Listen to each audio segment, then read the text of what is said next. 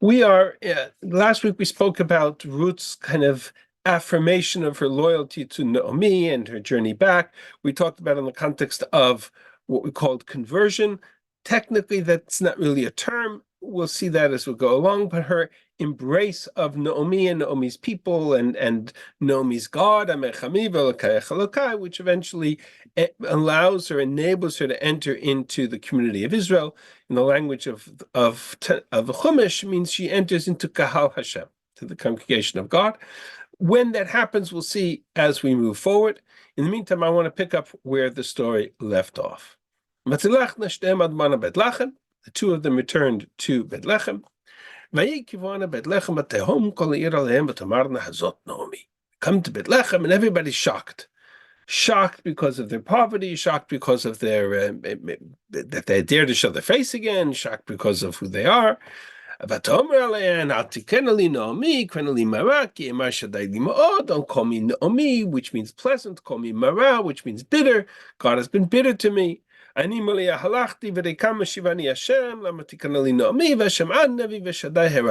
should you? I left full. I returned empty both in terms of financial position as well as family, husband, 2 sons.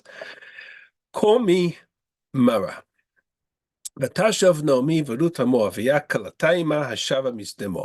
Naomi comes back together with Ruth HaMoaviyah, the Moabite, her daughter-in-law, returning from Sde Moav. They return to Bethlehem at the beginning of the harvest, of the barley harvest, and that will be the subject of Perek Bet we'll get to in a moment. Just an observation here in Pasuk of Bet. Everything we said last week about Ruth, her loyalty, her commitment, her conversion, etc., that's all post facto. We get it. We've seen it. We know where the story ends. At the moment that she returns together with Naomi, however, there's the gathering of the people of Bethlehem. They all stand there with the jaws open. And then Naomi goes about her business together with Ruth, who is still described here as Ruth HaMoaviyah, Ruth the Moabite, her daughter-in-law, who returned with her from the fields of Moab, referencing Moabite twice, right? Moaviyah and Sde Moab. The notion of how the people perceived Ruth is going to become the major theme of the rest of the book. And so I want to make sure that we point out that in the eyes of the people of Bethlehem, she's still Ruth HaMoaviyah, and that's a major issue for us as we move forward. Okay, that brings us to Perek Bet. Naomi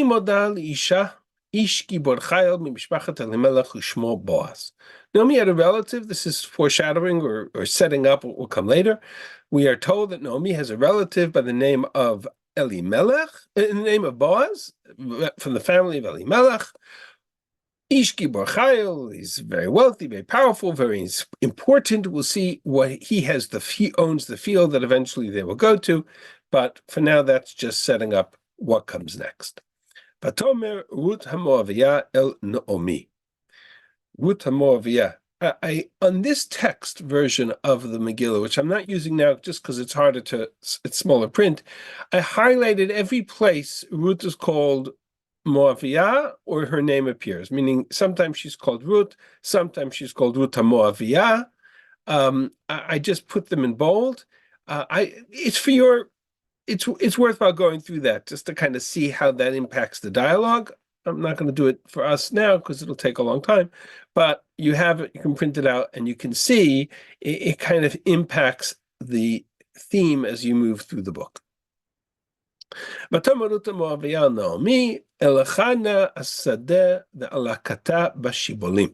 me go now to the fields and glean amongst the ears of grain, right? There's a notion of leket. There's a notion of the paupers, the poor people who would go to the fields of Israel, and there's certain halachot in terms of what they can glean from that which is left behind by the harvesters, right? The people who are harvesting the fields. It's the time of the harvest of the barley. So she says, let me go and gather and glean like the rest of them. To glean means that there are certain places for the poor to go.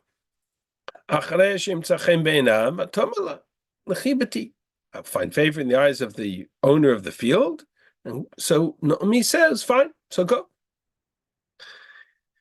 Vatelech vatavo v'telaketa basadeh achrei hakotzrim. She goes, she gleans in the field where the reapers are, meaning people who are reaping the field, hakotzrim. Vayiker mikreach chelkat hasadeh levoaz asher mimishpachat Elimelech. And in air quotes, there are no such thing as air quotes in Tanakh, right? You can't put things in air quotes, but it happened to be by chance, in air quotes, that the field belonged to Boaz. Mine Boaz bami Bethlehem. Boaz shows up from Bethlehem. Mayomer lakotzrim. And she says, and he says to the harvesters, to the reapers, he says, Hashem imachem, Hashem, God is with you, God blessed be you, God. Vayomer Boaz l'naro anitzav ala kotzrim. Boaz says to his servant, tell me, lemia na'ara azot, to whom is this young woman?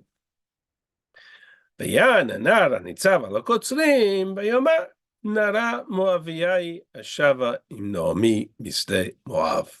She is a Moabite who was returned with Naomi from the fields of Moab. She came, she said, let me glean amongst the sheaves, behind the reapers. She's sitting here from morning till now, and she won't leave. She won't even sit down. Vayomer Boaz el Ruth, Halo shamat biti al telechi lilkot b'sadeh acher. My daughter, listen to me, my daughter. Don't go glean in some other field. Kam lo tavuri mized. You stay here. Choti d'bakinim naratai, and stay close to my maidens. Hinayach b'sadeh sheyiktsorun. Keep your eyes on the field, which they reap, go with them. I've commanded my young servants not to touch you. If you're thirsty, go to the vessels, they will give you water to drink. And she is so moved by this extraordinary act of kindness. She falls on her face. She bows to the ground. She says, why do you acknowledge me? I am nothing but a foreigner. How come you're so kind to me? Vayan Boaz v'yomer lahu ged ugadli kol asher asit et chamotech achrei mot ishech v'tazvi avich v'imech ve'eretz moladetech v'telchi al am asher lo yadat tmol shalshom. I know all that you've done for your mother-in-law after the death of your husband, and how you left your father and mother's home and your land and your birthplace, and you came to a people you never knew, not yesterday, the day before. Yishalem Hashem palechu dimas korotech shlemami Hashem elokei Yisrael shebat lachasot tachat knafav. May God repay you for your kindness and complete, and may God acknowledge that you have come to seek shelter under God's wings, under the wings of Israel.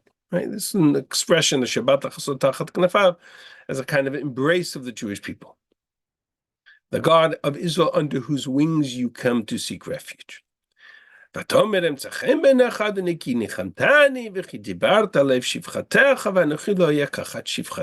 speak to me, you've comforted me, you speak to me like one of your maidservants, and I am not even worthy of being one of your maidservants.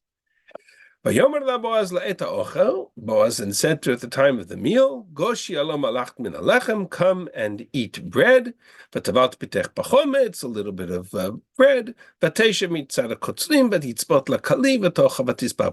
She came, she sat beside the reapers, she ate and was satisfied. She got up to go back and glean. Boaz commanded the servant, saying, let her glean among the sheaves. Do not embarrass her, refuse her. You know what? Drop a few extra for her. Let her glean them, don't rebuke her. By the time she finished in the evening, she had gleaned an ephah of barley. Then she comes back to her mother-in-law, and she shows her what she had gleaned, and Naomi is very impressed. Where did you go? Whoever it was that allowed you to do this, let him be blessed. And she says to her exactly what happened, and that the man's name was Boaz. Oh, Naomi says, blessed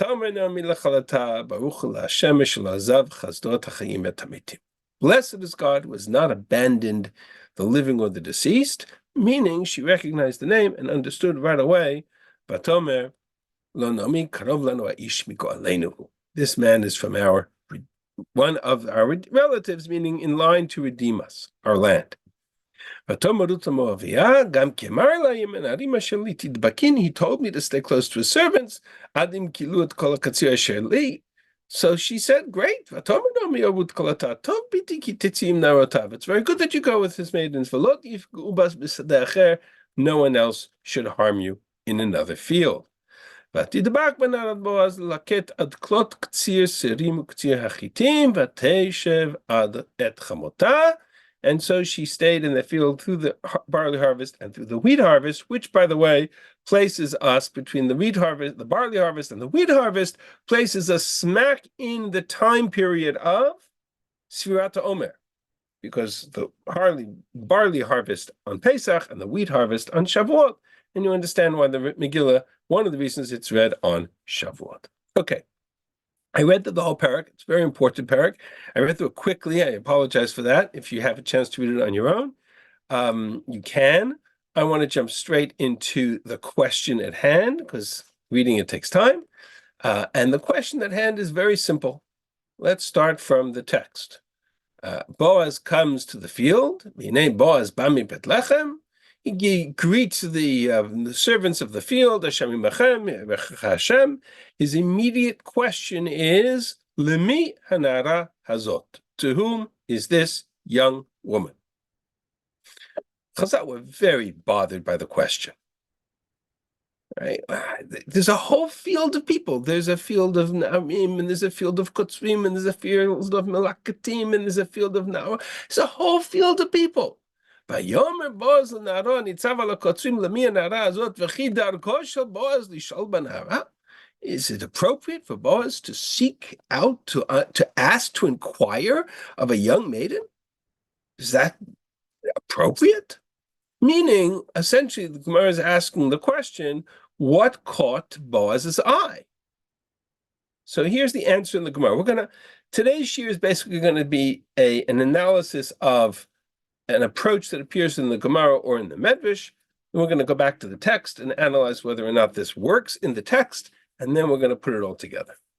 But Amar Belazar, Dvar Chochma Ra'aba. He saw in her a conduct representing a unique wisdom or unique understanding, namely, Shtei shibolin loketet, shalosh shibolin ina loketet. She would take 3 stalks. If 3 stalks were there, she would not take them. But if there's 2 stalks, she would take them. Tana, Dvar tzniut ra'aba. In the Mishnah it says, or the Breita it says that he saw in her special modesty.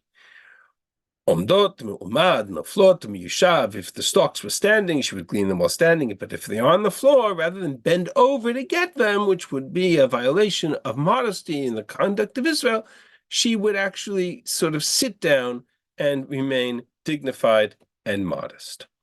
Chochma and tzniut.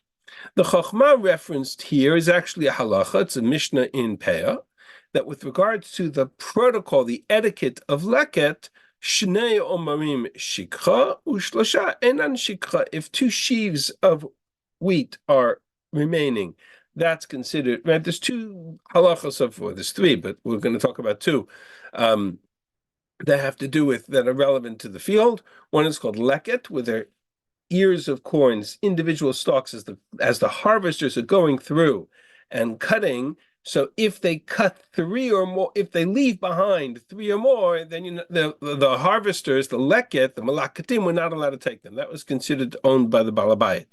But 1 or 2 they could take. Same thing with the sheaves of wheat. If there were shikros, whole bundles of wheat, if there was 1 left or 2 left, that would be considered forgetting. But 3 would be something which the balabayit would want, would be makbid about, and therefore not allowed. So he saw that she understood that halacha, that she would only take 1 or 2 and stalks of wheat or barley, and not 3, because that was not allowed. Or she would, same thing with shikra.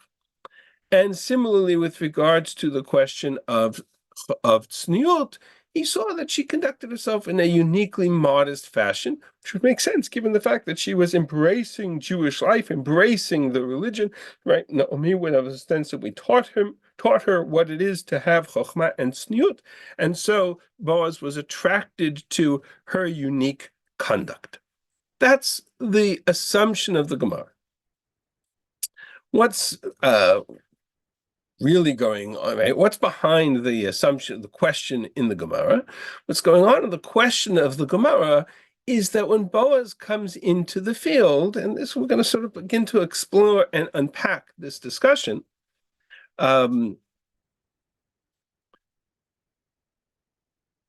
He comes into the field, Vayomer Boaz l'nara nitzava l'kotzim l'mia nara azot. Immediately, the Na'ar's response is, Vayomer ha'na'ar ha'nitzava l'kotzim nara mo'aviyai yashava im nomi misdei Moav.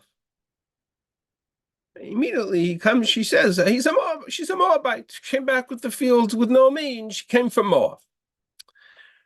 So at the core of the question of the Gemara, I think, lies the question of her status. And that's why I think this discussion or this question is much more than what caught his eye, much more than whether or not she was sort of conducting herself differently than the other gleaners. I think that there was a much bigger issue going on. And I suspect that Boaz came to a field that was typically very calm and quiet, and he saw that there was a little bit of a tumult going on in this field. And so he asked the Na'ar, who is she, the subject of this tumult? And the response is, she is a Moabite. Now, that wasn't what he asked, right? He didn't ask her what she was. He asked who she was.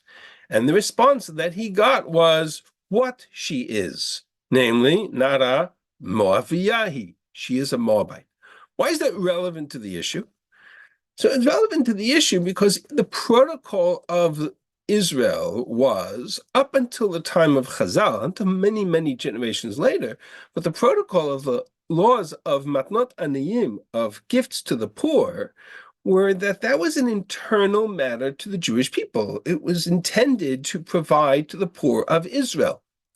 And so the halacha is that there is a restriction that you weren't allowed to provide that matnot aniyim, those gifts to the poor, to Gentiles who would come to the field to glean. Right? That wasn't allowed. Until many years later, in which they allowed it not because of the original biblical law, but because what the Gemara refers to as mipnei darkei shalom, sake of peace, for the sake of international relations, right? It doesn't look nice to say, okay, only Jews allowed to glean here. Right? That's at some point or another that doesn't ring well. But certainly in the context of Tanakh, the notion was that there was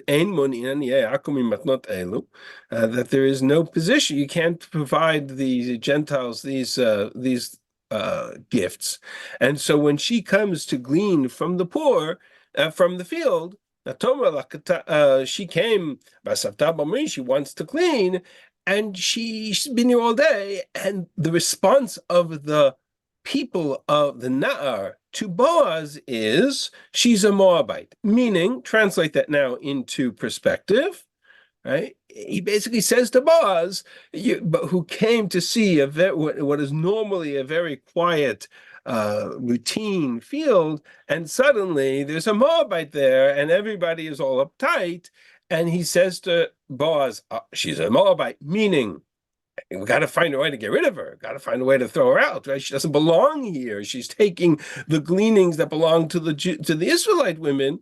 Vatomer, I want to glean, and she's here all day. And Boaz says to Ruth, calls her over and says, "Okay, Ruth, guess what? Here you may glean, and here you may stay."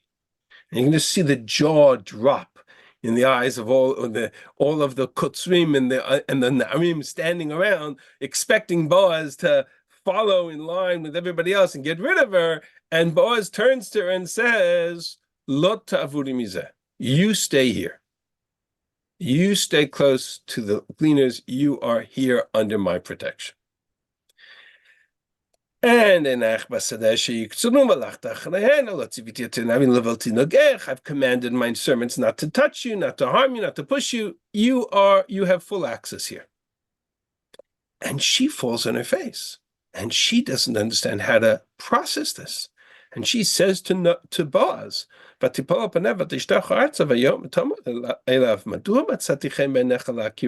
have you recognized me such? But I am but a foreigner.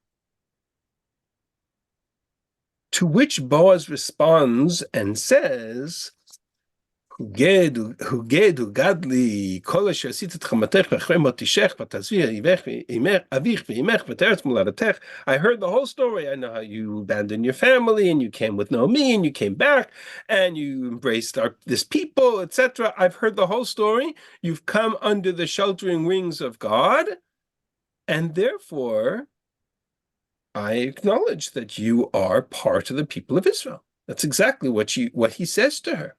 In other words, the heart of this conversation, at the heart of this discussion, is exactly everything we talked about last week, a recognition of the status of of Ruth. They're all calling her a Moabite, and Boaz turns to her and says, you are not a Moabite anymore. You are part of the people of Israel. You have come to seek refuge under the sheltering wings of the Almighty. And she hears Boaz's response, you have comforted me, and you have spoken to me as if to a maidservant. Shivcha is not a nachriya, right? She's kind of adjusted her position. Before she described herself as a nachriya, now suddenly she's describing herself as a shivcha. Later on, she'll describe herself as an ama, which is essentially a maidservant for the purpose of marriage, in chapter 3. And that's where Boaz instructs everybody to leave her alone and let her be and let her stay in the field. So what you get in this conversation and what you're hearing in this discussion about what caught Boaz's eye, what you're hearing in this conversation is essentially the issue of the status of Ruth, status both in terms of the sociological issue we talked about over the last couple of weeks, that she's a Moabite, that she's from the land of the enemy, but also in terms of the status of her being able to enter into the congregation of God. Boaz's response was very clear, that you have come to seek shelter under God's protection, meaning you are considered a member of the Jewish people. Right? This phrase, Pasuk Yudbet, Yishalem Hashem Palech Oti Maskotech Shlema Me'im Hashem Elokei Yisrael Asher Bat Lachasot Tachat Knafav. It's very powerful. So what's at the heart of this discussion? The heart of this discussion lies a very famous debate, which the Gemara will articulate as lengthy sugya in Gemara and Yevamot. Really at the heart of Megillat Ruth, I'm sure we've all heard it, we understand it, we've heard it before, namely the issue of the status of converts from Moab. Leaving aside for a moment everything we talked about in terms of Moab and Ammon being at war with Israel, etc., just from what I would call a halachic perspective. Okay? From a halachic perspective. What does it mean to have from a halachic perspective? He says to her, Boaz says to Ruth, sorry, I'm just jumping pages here, so I apologize about that, that you have come to a people that you did not know yesterday or the day before. Lo yadat Moshe Shulman. Hearing those words, Chazal offer a very famous statement. I'm going to skip source 6 for 1 second. I'll come back to it. A very famous statement that, I'm just going to jump to the end for a second. Yerushalmi in Yevamot, Boaz hints to Ruth at this moment that Ilu bat etzleinu me'atmo shel shom la'ayinu mekablim otach. You're lucky you came today, says Boaz, because had you come yesterday, the day before, you had never been accepted. Why are you lucky you came today? Says the Mefarshim, because adayin lo nitchadsha halacha el hayom. There was a new halacha, there was a new innovation in the understanding of the halacha about converts from Moab that had just been introduced into the Beit Midrash this morning, says the Gemara. Had you come yesterday, then nobody would have accepted your conversion because we had never learned the halacha of male converts, not female converts. Similarly, in the Psikta, it says, "Ilu bat atzleinu mit Moshe shom lo hayinu mekablim otach she'adayin lo nitchadsha halacha," because yesterday this new halacha had not yet been taught, not yet been articulated, accepted.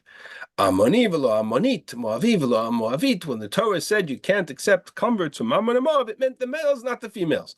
That halacha had not yet been innovated, and therefore you wouldn't have been accepted. So you're lucky, Ruth, that you came today. What on earth that means is a question, and we're going to explore that now. So what's at the heart of this? I'm sorry for going quickly, but unless we want to take this to several weeks after Shavuot, I'm trying to deal with multiple issues at the same time. So let's go back to the text. This core of the issue lies in the Psukim in Dvarim, Parachav Gimel, in which the Torah says quite clearly, Lo yavo Ammoni u'Moavi b'kal Hashem. An Ammonite, a Moabite, may not enter into the congregation of the Lord, even up to 10 generations. Gam dor asiri lo yavo b'kal Hashem ad olam, for eternity. Converts from Ammon and Moab, forbidden. Okay? Why? There are two reasons given. One, because they were inhospitable when you left Egypt. We talked about the Sodom character of Moab being carried on by the people of Moab. And because they tried to kill you. Right? They hired Bilam ben Baor to curse you. And therefore, lo tidrash lamam v'tovatam kol yemei chayach. To which the Gemara raises a fascinating conversation. Now, in classic style of Chazal, which is to raise a question in a midrashic sense, or raise a text discussion in a midrashic context in a place where its reference is really only hidden or alluded to, but there are other places in Tanakh where the question is much more directly addressed. When Yerushalmi refers to it, Divrei Torah aniyim b'mkomam v'ashirim b'makom acher, very often Torah words are sparse or poor in one place, and rich or enriched elsewhere. Meaning the following: the Gemara in Yevamos addresses this question of the status of converts from Ammon and Moab head on.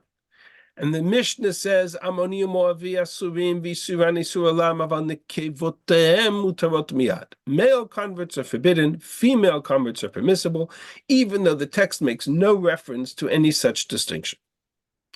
And the Gemara on that Mishnah raises this issue in the context of a whole conversation between Shaul HaMelech and Doeg HaEdomi and Avner ben Ner, a whole conversation between the personalities of Shmuel Aleph. If you studied Shmuel Aleph, these names will be familiar to you. If not, then don't worry about it. But we're not going to go through the whole text. You have it on the source page. You can go through it at length.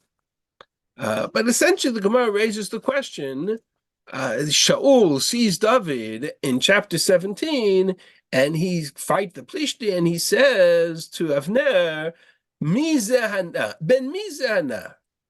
Who is this young man?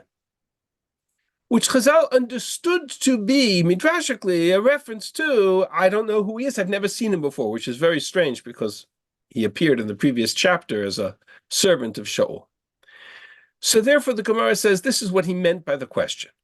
What he meant by the question is not who is he knows exactly who he is, but what's his lineage? Does he come from Peretz or does it come from Zerach? Yehuda, Tamar, Zerach, Peretz, two sons. One was promised Malchus, one not. If he comes from Peretz, I'm in trouble, right? This guy's more capable than I am, and he could be a threat to my kingdom.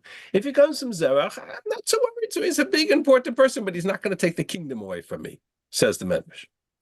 To which Doeg HaEdomi and Avner begin to enter into a conversation. And Doeg HaEdomi is a Rasha Marusha. The man is responsible for the execution of the entire city of Nov and all the Kohanim. So in this midrashic discussion, you understand this is not what's in the text. This is the midrashic embellishment of the story. All right. Doeg says to him, you want to know whether he is capable, whether he's right to be a king, or whether he's worthy as the yichus of kingship. Why don't you ask a different question? Why don't you ask him if he's a Jew? Why don't you ask him if he's puzzle? Why don't you ask if he's b'chalal, tainted with lineage that would make him inappropriate? Why? He comes from Ruth, the Moabite, which means that he's not accepted because you're not allowed to accept converts from Moab, and Ruth is his great-great-grandmother. To which Avner ben Ner, Shaul's general, says, what are you talking about? We learned in a Mishnah, which will be written in about 1,000 years. Ammoni v'lo Ammonit, Moavi v'lo Moavit. Ammoni. It says Ammoni and Moavi. It says somebody from Moab, somebody from Ammon, meaning only the males, not the females. To which Doeg responds and says, what are you talking about? If that's true, can you say the same thing about a mamzer? It also talks about a mamzer in the parsha. Are you going to say mamzer and not a mamzeret? To which Avner, you understand, a mamzer is somebody born from a marriage, a relationship which is an isur karet. To which Avner responds, no, mamzer is unique because it's a mumzar. It implies an objectionable kind of disqualification. To which Doeg says, what are you talking about? It also says mitzvi. Are you going to say the Egyptians also included the male Egyptians and not the female Egyptians? So at that point, Avner says, but it's different. What's different? I'm going to explain all this in a second. I just want to run through the Gemara. To which Avner says, this is different. Why? Because the text tells me why they're not allowed to accept converts from Ammon and Moab. Unlike Mitzrayim and unlike a mamzer, the text says about Ammon and Moab, because they didn't come to greet you with bread and water. They were inhospitable. But that only applies to the males. I would not have anticipated the women to come out and greet Israel with bread and water. That was the role for the men. And therefore, the Torah's disqualification is only over the males, not over the females. To which Doeg says, wait a second. Why didn't the men greet the men and the women greet the women? If the Torah says the inhospitable character was part of the nature of Moab, then it should apply equally to the men and the women. And at that point, ishtik, there was silence. Avner didn't know what to respond. I'm going to skip the next piece of the discussion. They go to the Beis Medrash. Shaul says, go talk to the Beis Medrash, find out what's going on. They come to the Beis Medrash. They want to make a public declaration about David, that he's pasul, that he's a mamzer, that he's a child of a mamzer. Finally, up stands an individual who's part of the story, Amasa ben Yeter, stands up, he sticks a sword in the ground, and he says, Chagar charbo ki Ishmael be'amar, kol ni she'eno shomea halacha zu yidaker b'cherev. If you don't accept this halacha, you'll be stabbed by the sword. Meaning, don't argue with me. I'm telling you what the halacha is, don't argue. What's he saying? Kach mekublani, listen very carefully. Kach mekublani mi beit dino shel Shmuel haramati. I have this on tradition from the Bet Din of none other than Shmuel Hanavi himself. That Ammoni v'lo Ammonit, Moavi v'lo Moavit, that it only applies to the males, not the females. The question was asked, why didn't the women come to greet the women and the men come to greet the men? To that question, they have an answer. Kol kvuda bat melech pnima. The women were tzenua. The women were modest. What did the Gemara say about Boaz, who saw in Ruth chokhmah and tzniut? The women were modest, and therefore kol kvuda bat melech pnima. Okay, that's the medrash. Now we could unpack this medrash over 3 hours. We're not going to do that. All I really wanted to pull out of this medrash is an understanding of two things. Number one, that the question about Ruth's status is still debated multiple generations later. Number one. And number two, the issue revolves around the question of whether the prohibition against Ammon and Moab is related to the fact that they were nations like Mitzrayim, or inherently mamzerim because they were born from Lot and his daughters. Is it an intrinsic psul of mamzerut like Lot and his daughters, or is it more a subject of a nationality, or even maybe a cultural historical issue, namely they were inhospitable, they're not nice people, right? What's the nature of this disqualification? And we're going to come to that question in a second. But understand that what Chazal put into the story of Doeg and Avner and Shaul and David in chapter 17 of Shmuel Aleph, what Chazal introduced in the Medrash actually appears in the text of Tanakh itself, in a different context, which is very common in Tanakh. Namely, if you go a chapter later, they come to David with an offer to David of marriage, either to Merav, or eventually when Shaul refused to give him Merav's hand in marriage, he ends up marrying Michal. And at that moment, David's response is fascinating, because David's response is, Vayomer David el Shaul, Mi anochi u'michayai u'mishpachat avi b'Yisrael ki hayeh chatan l'melech. Who am I? Who is my family that I should be the son-in-law to the king? And when that offer to Merav is rescinded and the offer to Michal is given, they come back to him and they said, David responds and says, is it so easy, a light thing to become the king's son-in-law? And I am but a poor and insignificant man. Now, it's possible that David is being modest. Being political. Right?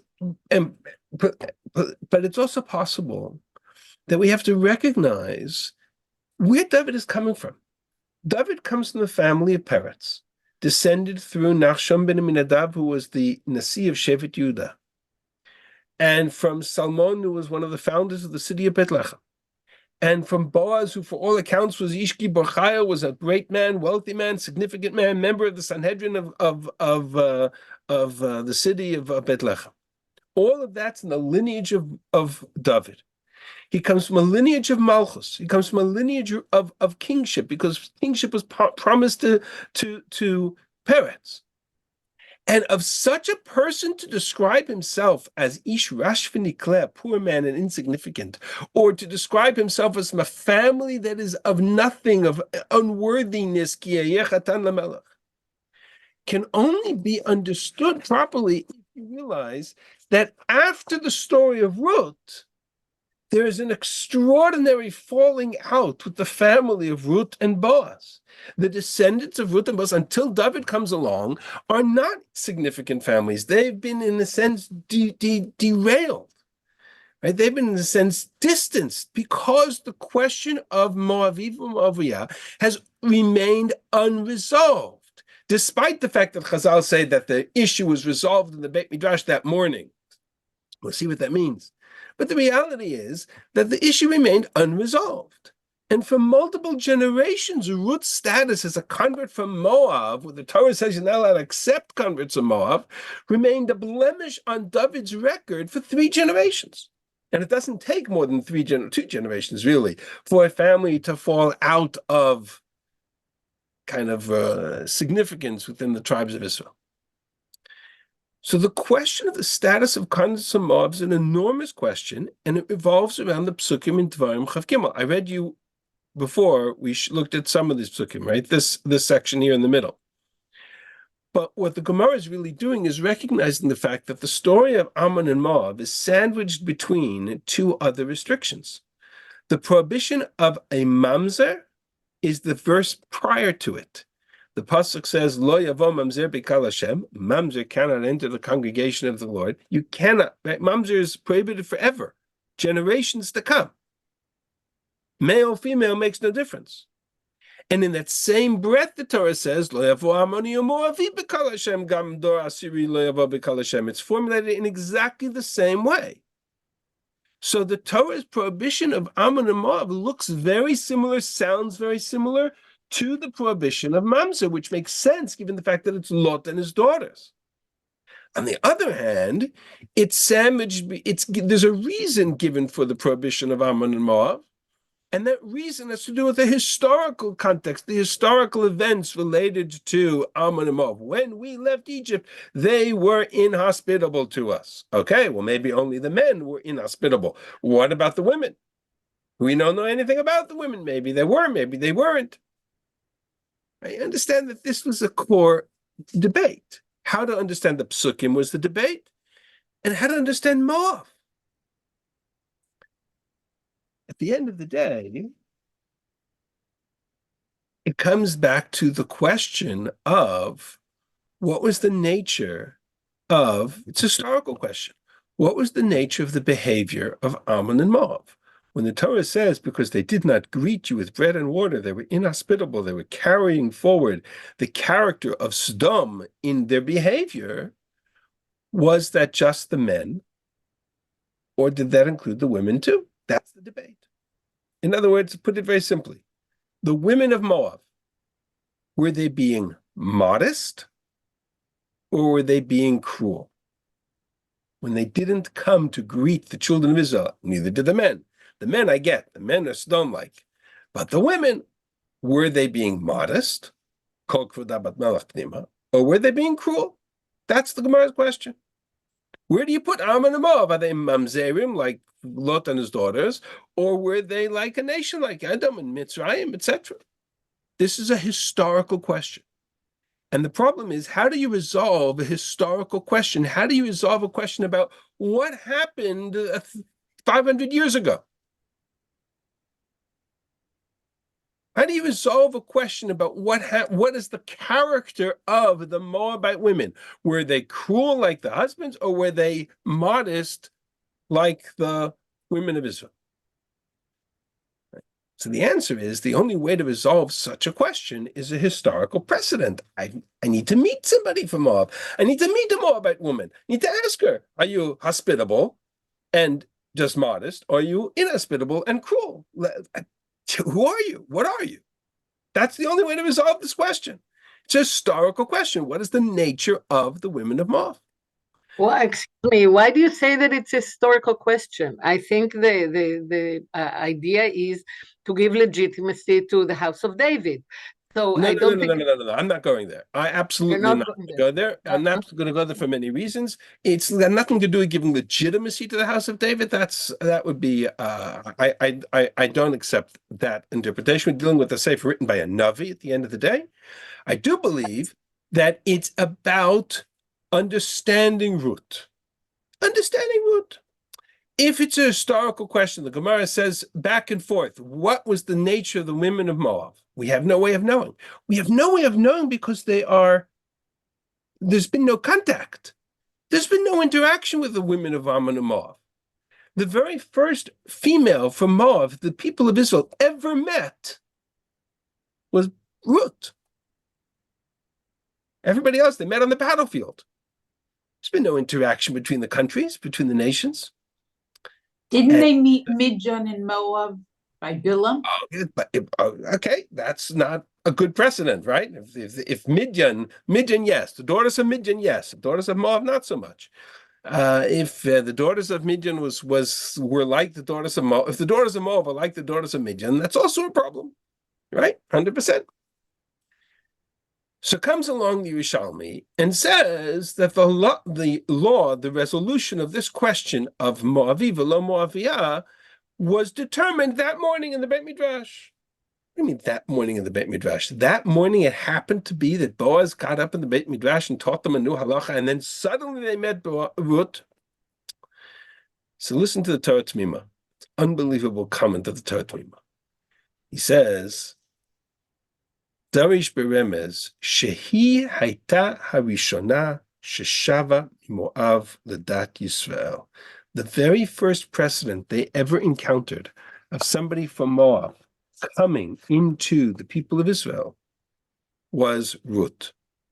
And therefore, she determined the precedent. Ima nitchatsha halacha. She determined the precedent. Because for all the centuries from the Torah until now, the question remained unresolved.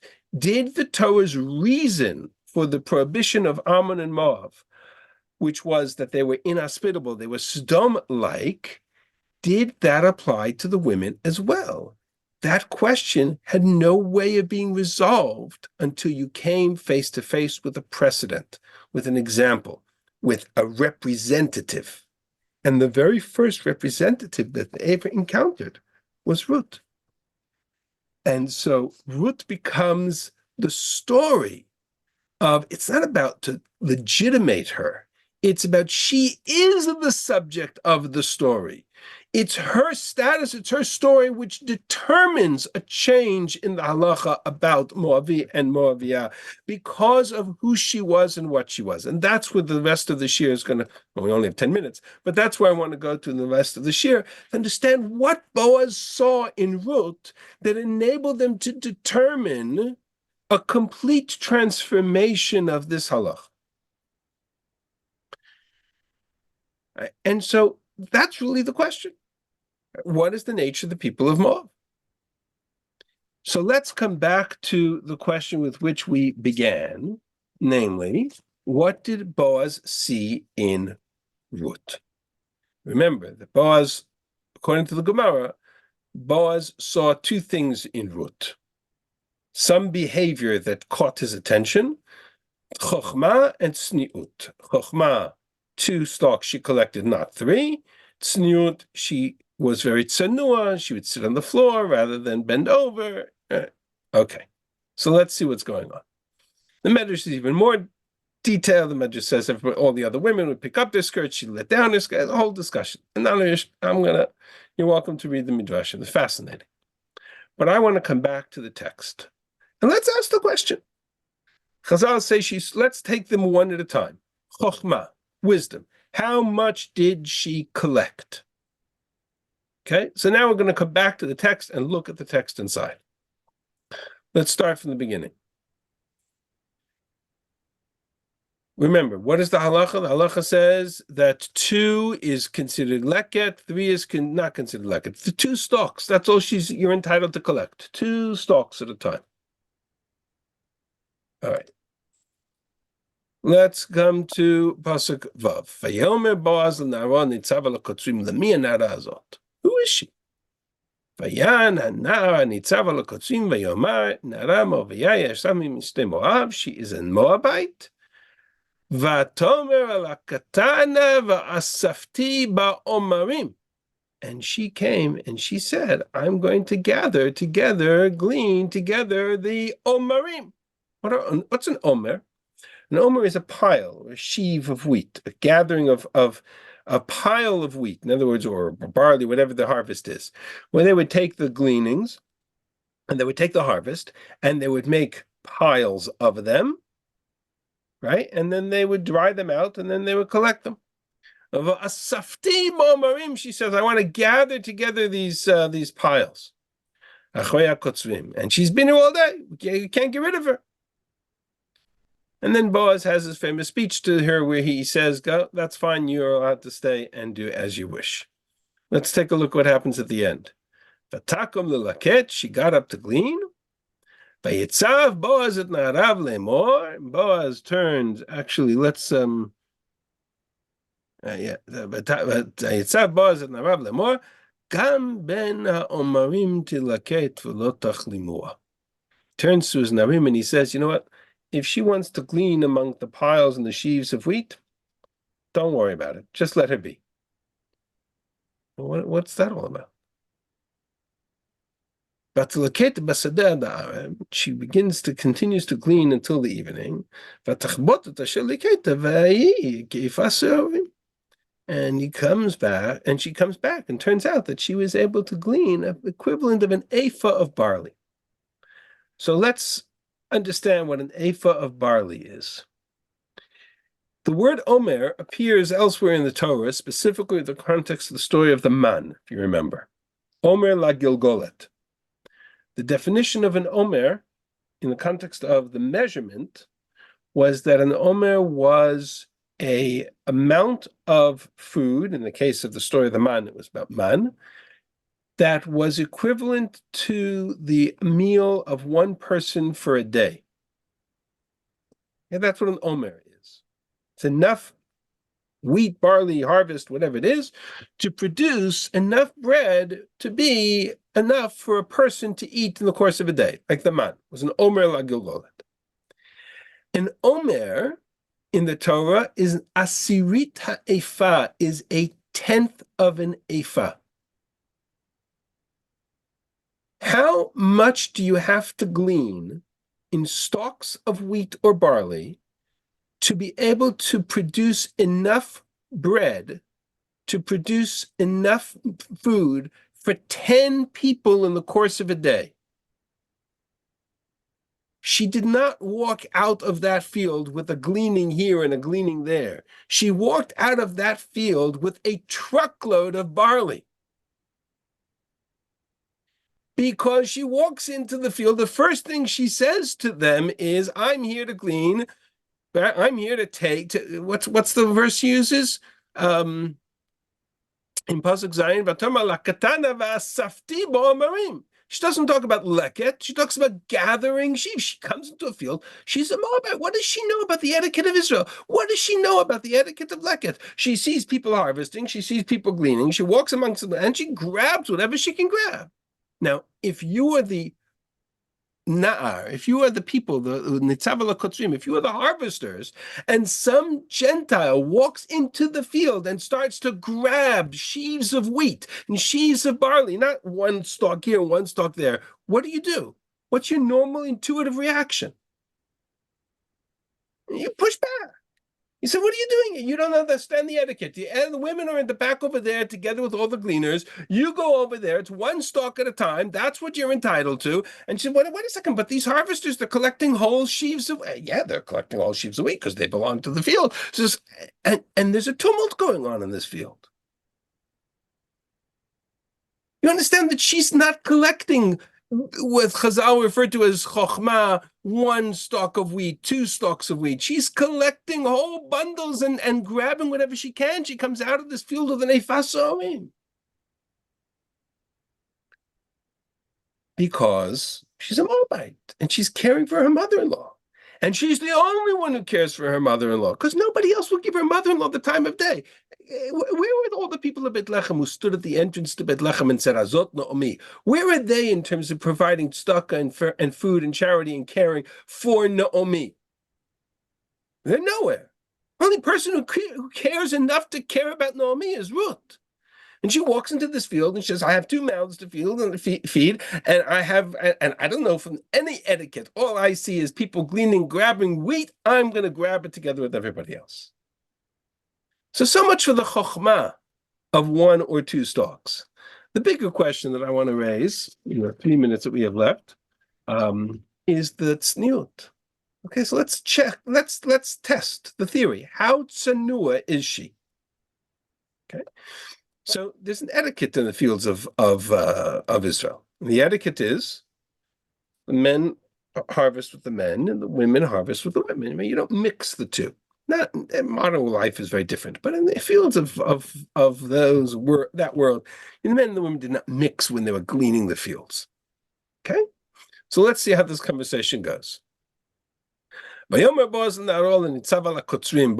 turned to, now here you're going to have to work off the Hebrew because the English doesn't distinguish between male and female. So I apologize for that. We're going to try to emphasize it in the Hebrew. Boaz comes to his nar and says, Lemia nara azot, who to whom is this nar? And he says, Vayan hanar nitzav lokotzim v'yamar, nara Moaviyah yisham miste Moab. She's a Moabite. Vatomer alaktana va'asafti ba'omarim achareha kotzrim. Oh my God. Never noticed. She's sitting there. She says, I want to run with the kotzrim because they've got all the wheat. So Boaz calls over Ruth, and he says to Ruth, my daughter Ruth, listen, you stay here in this field. I will take care of you. But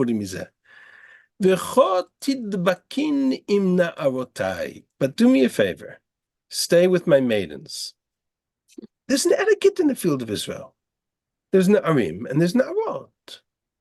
There's Kotzrim and there's Milaktot. There's an etiquette. You stay with my maidens. You stay here in this field. You follow them, the female Na'arot. However, no, tziviti eta ne'arim, I have instructed the ne'arim, right, the boys, livilti nogech, not to touch you. Go backwards. Understand the implication. What did Boaz find when he showed up in the field? He found one woman, one girl, moving amongst the boys and the harvesters, and them pushing her back and say, you don't belong here, get away from here. It's like, lahavdil, can you imagine, you've all been to a circumstance like, a tourist at the kotel who doesn't know what she's doing, and she walks into the men's section of the kotel. There'll be a tumult. So that's exactly what Boaz found in the field. There's a tumult going on. So the first thing he does is he says to the Narim, don't touch her. Then he turns to her and says, you know what, my dear Ruth, you stay, Ruth, you stay here, but stay with my maidens. And if you get thirsty, you'll come, you'll drink, the boys will give you water. Fine. She falls down. She said, what can I do to repay you? Why have you done this, etc. And then he explains what it is, and we're going to come back to, I'm going to end in a moment with these two verses of what it is that Boaz saw in her behavior. In the meantime, Vayomer la Boaz says to her, when it comes time to eat, Goshi alom balachta el alechem, right? Come down and have something to eat. Vateshev miyad mitzad hakotzrim, and she sat down together with the kotzrim. Vatakom lelaket, she got up to go glean. What does Boaz say to his ne'arim? Vayomer Boaz on the Arav, Gam ben ha'omarim telaket v'lo tachlimua. You know what? If she wants to go and glean amongst the sheaves, let her be. Just let her be. Give her a little extra. So be it. But she comes back to the city. She comes back to her mother-in-law, and she shows a fasorim, a ephah of barley. And Naomi is in shock. Where did you go? And Naomi begins to tell her the story.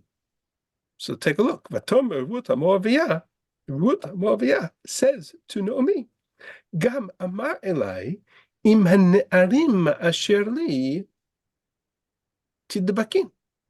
He said to me, I should continue to glean together with his ne'arim. Now, you saw the text earlier? Boaz did not say, go and glean together with the ne'arim. He said, go and glean together with the No. what? She's so far removed from any sense of the modesty protocols of Israel, she doesn't even process it. She doesn't even process it. She says that she hears from Boaz, Ruth got it. Yes, I know me got it. Vatomen me Ruth kalata tov biti ki tetzi im na'arotav. You're right, my daughter. But one thing I need to explain to you. I need to explain to you the protocol and the etiquette. You need to go with the na'arot and not with the na'arim. And the next pasuk, vatidbak bena'arot Boaz lilaket ad klot k'tziyasovim. Naomi has to explain it to her for her to get it. So I come back to the question, what is it that she saw, that Boaz saw? Boaz saw chokhmah. He doesn't see chokhmah. Chazal say that she was collecting one or two stalks instead of whole bundles. She was running amongst the men and amongst the harvesters, grabbing whatever she could grab. Chazal say she was modest. Where's the modesty? It's a fascinating medrash because the medrash picks up on exactly the two things that the text says she did not understand And the Medrash says that's what Boaz saw. Because what the Medrash really is referring to is the fact that Boaz saw what nobody else could see. I want to come back to Pasuk Yud Aleph and Yud Bet. When she falls on her face and she says, I am a Gentile, I'm a foreigner, I'm a nobody. Boaz says to her, you're not a nobody. You are unique. Besides the fact that you've created a precedent for all of the women of Moab, but you are unique in two ways. Uged ugadli kol asher asita tchambatecha acharei mot ishech v'tazvi avich v'imech be'eretz moladetech v'telchi al am asher lo yadat Moshe sham. You abandoned all that you have done for your mother-in-law after the death of your husband. We talked about the chesed of Yibum a couple of weeks ago. You left your father, your mother, and your land of your birthplace behind. Essentially, he says to her, I see in you two things. Chesed, kindness, and I see in you lech lecha, your willingness to leave your parents' home and join us foreign people. I see in you exactly the two tests that Rivka had to undergo to enter into the Jewish people. I see in you exactly the character traits of Abraham. This is not Moab, who is inhospitable. This is exactly the opposite. This is a woman whose entire life is devoted to the chesed to her mother-in-law and to her embrace of a foreign people. She's learning the ropes. She's learning the protocols. She doesn't know the protocols. So I'll say Boaz saw chokhmah and tzniut. He didn't see any chokhmah and he didn't see any tzniut, but he saw a willingness to devote herself to Naomi. Yishalem Hashem po'alech uti maskortech shlema mim Hashem Elokei Yisrael Shabbat lachzot tachat knafav. May God repay you for your kindness for these deeds. You have come to seek shelter under God's wings.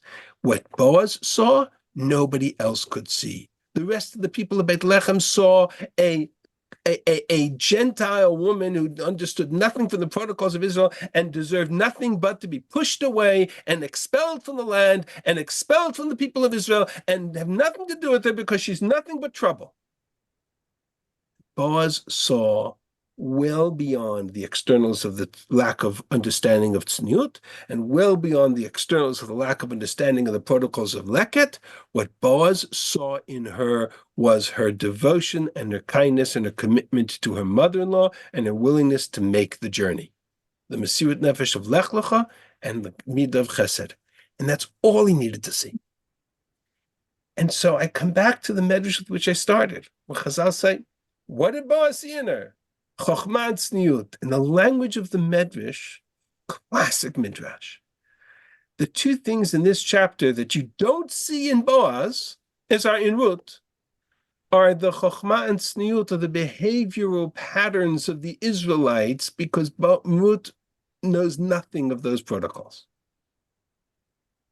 But what Boaz saw in her was the story of a woman willing to sacrifice it all for the devotion to Naomi and devotion to the people of Israel.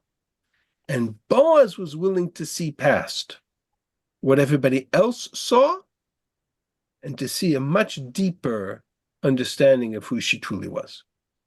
That's the story of Boaz's embrace and what I call Ruth is the paragon of modesty. Right? Chazal say, Ruth, chokhmah and tzniut. Boaz saw the chokhmah and tzniut. Nobody else did. What everybody else saw was on the externals. What Boaz saw was the core of the story of Ruth.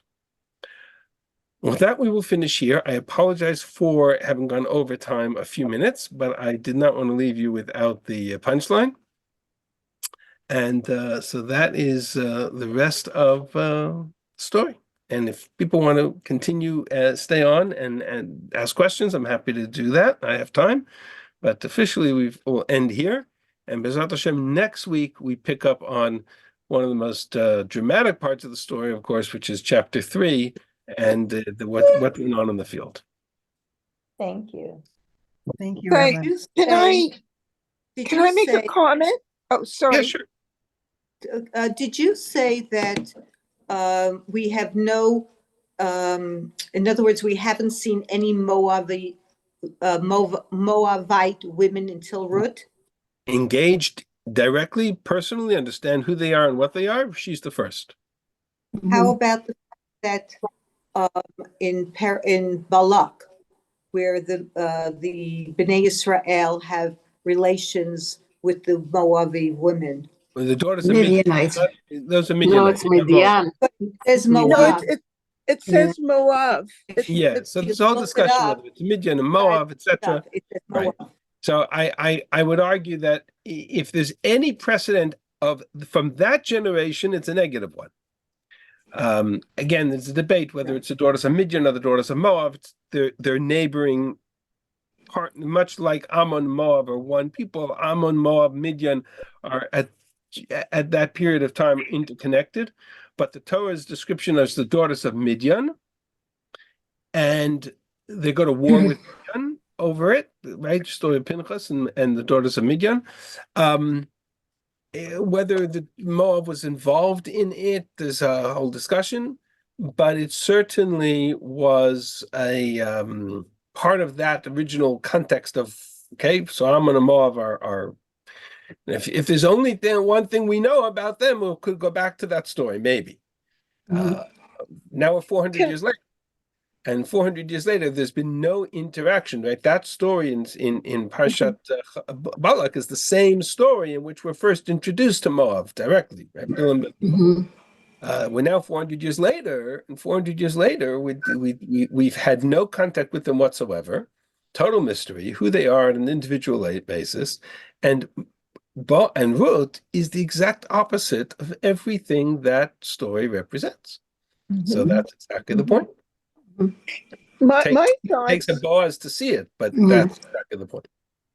my thought was maybe she's a tikkun, like a direct tikkun for her ancestors, because it even says, like in Balak, it says, "Vayeshav Yisrael b'shitim v'yachal ha'am liznot et benot Moab."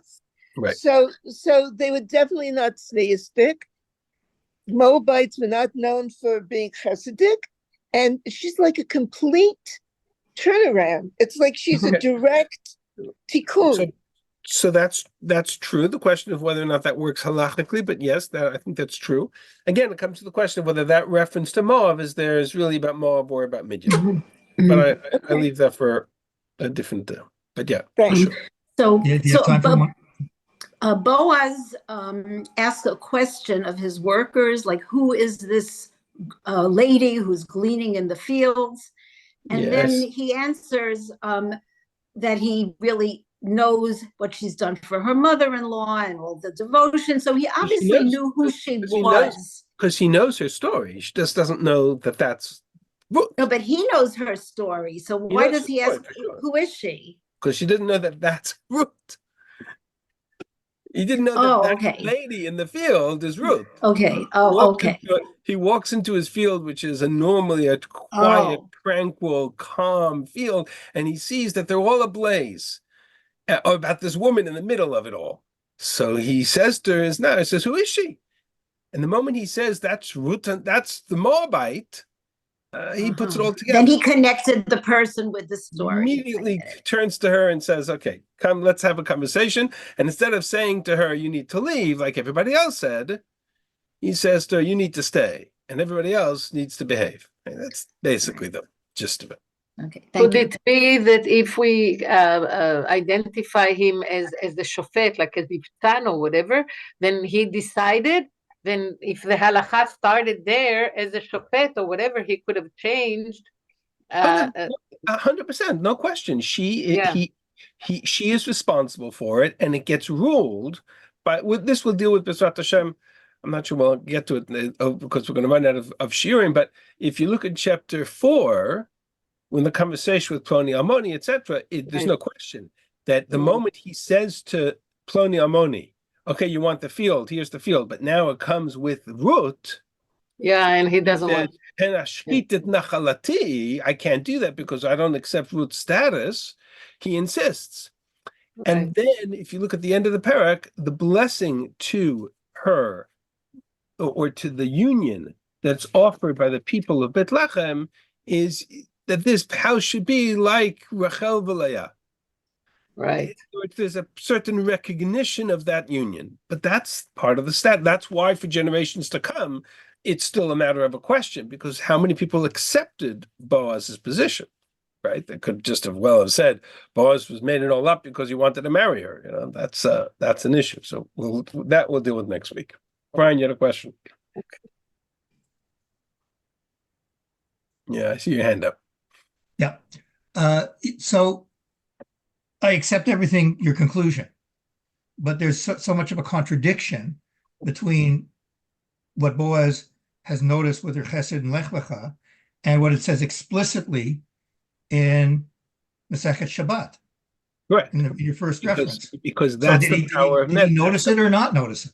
That's the power of Medrash. The power of Midrashim is to take the ability to take a text and turn it on its head. In the text itself, the two things that are clearly not in her frame of reference are chokhmah and tzniut. It's clearly, I mean, if you look at the text, there's no question. She knows nothing of the protocols of Israel.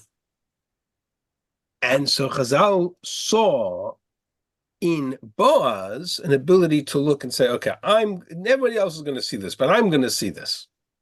But that's the power of Medrash, right? If I didn't start with that Medrash, I wouldn't have come to the observation that the text speaks the exact opposite language. The text tells what everybody else saw. Chazal saw what Boaz was able to perceive. It's the power of Midrashim. That's why Midrashim are so often misunderstood, because we tend to take them literally instead of delving deeper into what their intended message is. I understand that. We just in Dirshu finished the Agadas of Rabbi Bar Chana and Baba Batra, and the Pshat is, yes, it's very interesting. Midrashim will often take stories and turn them 180 degrees because there's a deeper message, and so the way they convey that is by taking the story and turning it 180 degrees around. But that's why if the whole thing was to make legitimacy, then they turned the story around. I know you disagreed with that, but I mean, obviously they have an agenda. I disagree with it because Nevi'im don't have agendas. And ultimately, when the Gemara... No, I'm talking about Chazal. Chazal don't have agendas either.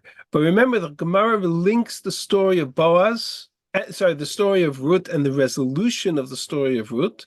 The Gemara links it to the Beit Midrash, not of Moshe Rabbeinu. When the Gemara says that, kach mukublani, right? It's not a Torah Misinai. It's not halacha Moshe Misinai. He doesn't say, I received this Masoret from Moshe Rabbeinu. He says, kach mukublani mi Beit Midrasho shel Shmuel Haramati. But it's Shmuel that put him on the throne. Come on, it's like you have that. You cannot take that out. On the contrary, who is the one that brought him in? You're missing my point. On the contrary, okay.